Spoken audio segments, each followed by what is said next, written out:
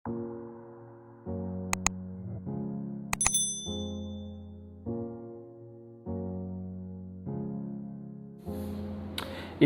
Education সেন্টারের পক্ষ থেকে সবাইকে স্বাগতম।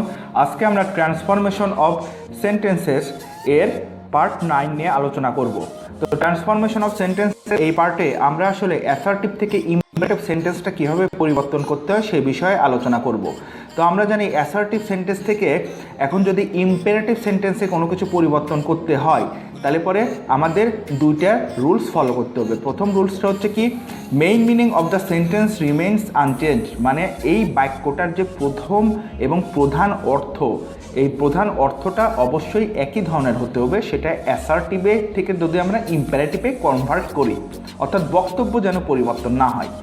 আর দ্বিতীয় শর্ত হচ্ছে কি, narrative theme to command request and advice, অর্থাৎ অ্যাসার্টিভ মানে কি, বিবৃতিসূচক। বিবৃতিসূচক বাক্য থেকে কিসে পরিবর্তন হবে, কমান্ড মানে আদেশ, রিকোয়েস্ট মানে অনুরোধ, আর অ্যাডভাইস মানে উপদেশ। এই তিনটে পয়েন্টে যদি কোনো সেন্টেন্স পরিবর্তন হয় তাহলে আমরা সেটা বলতে পারি কি, সেটা অ্যাসার্টিভ থেকে ইম্পারেটিভ সেন্টেন্সে পরিবর্তিত হলো। যেরকম আমরা একটা উদাহরণ থেকে দেখে আসি, যেরকম অ্যাসার্টিভ সেন্টেন্স কি আছে, you should do the work, তোমার অবশ্যই কাজটি করা উচিত। আর এটাকে যদি আমরা এখন ইম্পারেটিভে কনভার্ট করি তাহলে এখানে বলা উচিত কি, ডু দ্য ওয়ার্ক, অর্থাৎ কাজটি করো। এটা কমান্ড হিসাবেও ধরতে পারি, আবার কি অ্যাডভাইস হিসাবেও ধরতে পারি, কারণ এই কাজটা তো আসলে ভালোর জন্য হতে পারে। আচ্ছা, এবার আমরা বেশ কিছু রুলসে যাব। যেরকম অ্যাফার্মেটিভ টাইপ যদি অ্যাসার্টিভ সেন্টেন্স হয়, অর্থাৎ অ্যাসার্টিভ সেন্টেন্সটা কীরকম হলো, অ্যাসার্টিভ সেন্টেন্সটা যদি হয় অ্যাফার্মেটিভ টাইপ, অর্থাৎ হ্যাঁ বোধক হয়, তাহলে পরে এই ক্ষেত্রে পরিবর্তনের নিয়ম কি, ইম্পারেটিভ সেন্টেন্সে যদি আমরা পরিবর্তন করতে চাই। প্রথমে একটা উদাহরণে দেখা যাক, you should do the work, imperative format কি বলছে, ডু দ্য ওয়ার্ক, অর্থাৎ স্ট্রাকচারটা কি, present form of main verb, অর্থাৎ এই জায়গায় যে ভার্বটা থাকবে সেই ভার্বটার কি বসবে, প্রেজেন্ট ফর্ম বসবে। আমরা ডু এর প্রেজেন্ট ফর্ম কি জানি, ডুই হয়। তারপরে rest part of the verb, অর্থাৎ ভার্বের বাকি অংশটুকু, এই যে ভার্বের বাকি অংশটুকু বসে গেল। দ্বিতীয় একটা উদাহরণে দেখা যাক যে ইউ স্পিক দ্য ট্রুথ, তুমি সত্য কথা বলো। তো এটা যেহেতু অ্যাফার্মেটিভ হ্যাঁ বোধকে দেওয়া আছে, সুতরাং এখানে চেঞ্জটা কীরকম হবে, সেটি present form of main verb. তো এখানে মেইন ভার্বটা কোনটা, স্পিক, তার মানে স্পিকের প্রেজেন্ট ফর্মে বসলো। তারপরে কি, ভার্বের পরের অংশ অর্থাৎ দ্য ট্রুথ। আচ্ছা, এবার আমরা আর একটা স্ট্রাকচার থেকে দেখে আসি।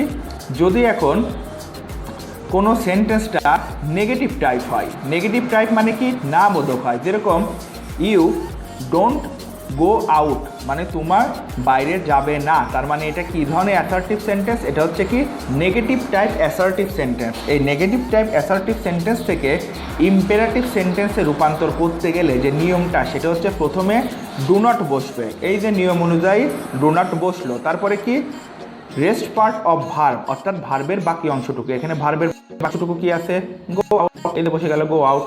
একইভাবে একটা উদাহরণ, ইউ শুড নট গো, তো যায় কি, ফার্স্টে ডু নট বসার কথা, এই যে বসে গেল ডু নট।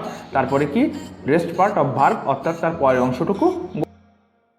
এখন আমরা যদি এই স্ট্রাকচারটা খেয়াল করি তাহলে পরে এরপরে আমরা আর একটা স্ট্রাকচার নিয়ে আলোচনা করব। সেটা হচ্ছে অ্যাফার্মেটিভ থেকে যখন আমরা নেগেটিভ ফর্মেটে করতেছিলাম, তখন আমরা এই আগের দুইটা ফর্মেট দেখলাম কি, অ্যাসার্টিভ থেকে ইম্পারেটিভ ফর্মেটে যদি একটা নেগেটিভ টাইপ সেন্টেন্স আর একটা অ্যাফার্মেটিভ টাইপ সেন্টেন্স হয় তাহলে সেক্ষেত্রে কি পরিবর্তন হতে পারে। এখন আমরা আর একটা সিস্টেমের ক্ষেত্রে বলবো, যে সিস্টেমটা হচ্ছে যদি সেন্টেন্স শুরু হয়, সেটাকে অ্যাসার্টিভ থেকে সেটাকে ইম্পারেটিভে তৈরি করার নিয়ম হচ্ছে কি, যদি নেভার দিয়ে শুরু হয় তাহলে প্রথমে কি বসবে, নেভারের পরিবর্তে প্রথমেই তাকে বসাতে হবে নেভারি। এরকম আমরা একটু যদি ভালো মতো এই স্ট্রাকচারটা খেয়াল করি, যেরকম ইউ শুড নেভার টেল এ লাই, তোমার কখনোই মিথ্যা কথা বলা উচিত না। তাহলে এখানে যেহেতু নেভার দ্বারা শুরু হয়েছে, তার মানে এটাকে ইম্পারেটিভ করতে গেলে ফার্স্টে কি, নেভারটা নিয়ে আসতে হবে, আনা হলো। তারপরে present form of main verb, অর্থাৎ যে প্রধান ভার্বটা থাকবে তার প্রেজেন্ট ফর্ম, প্রধান ভার্ব এখানে কোনটা, টেল, তার প্রেজেন্ট ফর্ম এই যে টেলে বসলো। তারপরে কি, রেস্ট পার্ট অফ ভার্ব, অর্থাৎ ভার্বের বাকি অংশটুকু, তারপর বাকি অংশটুকু কি, এলাই, এতে বসে গেল এলাই। অর্থাৎ নেভার দ্বারা যদি কিংবা কোনো একটা অ্যাসার্টিভ সেন্টেন্সে যদি নেভার জাতীয় কোনো ওয়ার্ড থাকে, সেক্ষেত্রে কী হবে, নেভার দিয়ে শুরু হবে, তারপরে ভার্বের মেইন ফর্মটা বসবে আর ভার্বের বাকি অংশটা বসবে। এখন আর একটা ইম্পর্টেন্ট স্ট্রাকচার, যদি কোনো সাবজেক্ট ফার্স্ট পারসন অথবা থার্ড পারসন হয়। কোনো সাবজেক্ট যদি ফার্স্ট পারসন অথবা থার্ড পারসন হয় তাহলে সেক্ষেত্রে নিয়ম হচ্ছে ফার্স্টে বসবে লেট, তারপরে ওই সাবজেক্টটার অবজেক্ট অর্থাৎ অবজেক্ট অফ দ্যাট সাবজেক্ট এবং কি মেইন ভার্ব থেকে ওই শেষ অংশটা পর্যন্ত। যেরকম হি প্লেস ফুটবল, যদি আমরা এখন এখানে খেয়াল করি এখানে সাবজেক্ট কি পারসন, সাবজেক্ট এখানে হচ্ছে থার্ড পারসন, তার মানে লতিক অনুযায়ী কি বসার কথা, প্রথমে লেট, এই যে বসলো লেট, তারপরে কি যে সাবজেক্টটা আছে সেই জিনিসটার অবজেক্ট, যেরকম হি সাবজেক্টের অবজেক্ট কি অবশ্যই হিম, তার মানে দ্বিতীয়টা বসলো, ফার্স্টে লেট বসলো, তারপরে অবজেক্ট অফ দ্যাট সাবজেক্ট মানে ওই সাবজেক্টটার অবজেক্ট বসলো, তারপরে মেইন ভার্ব থেকে সেন্টেন্সের শেষ পর্যন্ত মেইন ভার্ব কি আছে প্লেস ফুটবল, তার মানে অ্যান্সার হয়ে গেল প্লে ফুটবল। এখানে আমাদের একটা জিনিস খেয়াল রাখতে হবে, যখন আমাদের সাবজেক্ট হিসাবে হি ছিল তখন এই সাবজেক্টটা কী ছিল থার্ড পারসন সিঙ্গুলার নাম্বার, কী কী ছিল থার্ড পারসন সিঙ্গুলার নাম্বার। তো আমরা কি জানি থার্ড পারসন সিঙ্গুলার নাম্বার যদি হয় তাহলে তার সাথে এস বাই এস যুক্ত হয়, কিন্তু যখন এটা অবজেক্ট হিসাবে হিম হলো তখন কিন্তু এর সাথে এস বাই এস যুক্ত হলো না।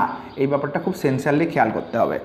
আরেকটা বিষয় হলো যদি আমরা সেকেন্ড উদাহরণে যাই, উই শুড গো আউট, তো পারসন ওইটা ফার্স্ট পারসন, তার মানে নিয়ম অনুযায়ী এখানে পরিবর্তন কী হবে, ফার্স্টে হবে লেট, বসে গেল লেট, উইয়ের অবজেক্ট কি আস, তারপরে কি ভার্ব সহ বাকি অংশ, এই যে ভার্ব সহ বাকি অংশ গো আউট বসে গেল। এবার আমরা আর একটা স্ট্রাকচারে যাই, বলা যায় এটা হচ্ছে মোটামুটি সর্বশেষ স্ট্রাকচার, সেটা হচ্ছে কি অ্যাসার্টিভ থেকে করতে বসে যদি আমার সাবজেক্টটা ফার্স্ট পারসন কিংবা পারসন থাকে, আগেও কিন্তু ফার্স্ট পারসন আর থার্ড পারসন ছিল, কিন্তু সেটা যদি নেগেটিভ টাইপ হয় তাহলে সেক্ষেত্রে আমার পরিবর্তনটা কীভাবে করতে হবে।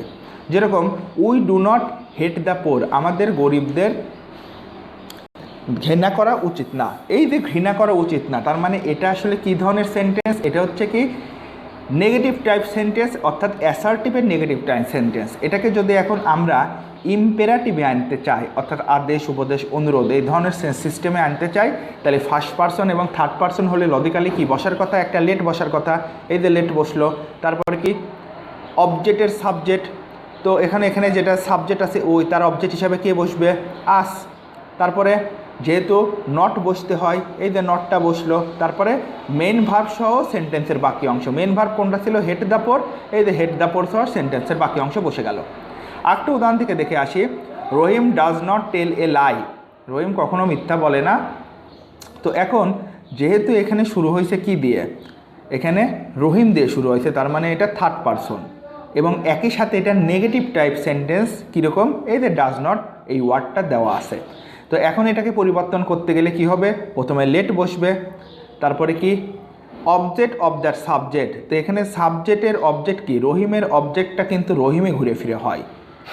এই জায়গায় একটা মূল পয়েন্ট একটু আন্ডারলাইন আমি করেছিলাম, এটা একটু পরে বলতেছি। তো লজিক্যালি কি নট বসলো, এই যে নট, তারপরে কি এই রহিমটা বসলো, তারপরে ভার্ব সহ সেন্টেন্সের বাকি অংশ। তো এখানে আসলে যে বিষয়টা লক্ষণীয় সেই বিষয়টা হচ্ছে কি সাধারণত নটের পরে বসে নাউন আর প্রোনাউনের পরে বসে নট। যেরকম আমরা যদি প্রথম ইম্পারেটিভ সেন্টেন্সটা খেয়াল করি তাহলে এখানে প্রোনাউন ছিল আস, তারপরে বসছিল নট, আর যদি আমরা পরের সেন্টেন্সটা খেয়াল করি তাহলে এখানে দেখব কি নাউনের আগে বইছে কে নট।